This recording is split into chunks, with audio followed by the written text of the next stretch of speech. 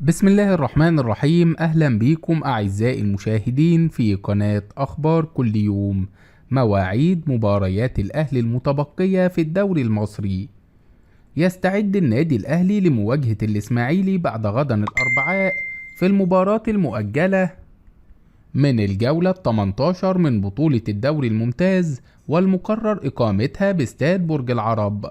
وتعد مباراة الإسماعيلي ضمن سلسلة المباريات التي يخوضها الأهلي خلال شهر يوليو. فبعد مواجهة الدراويش يلتقي الأهلي مع الاتحاد السكندري يوم 8 يوليو.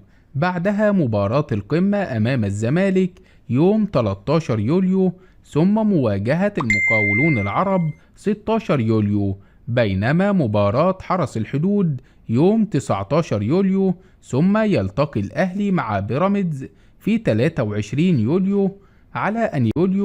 على أن يختتم مبارياته في شهر يوليو يوم 26 أمام المصري البورسعيدي.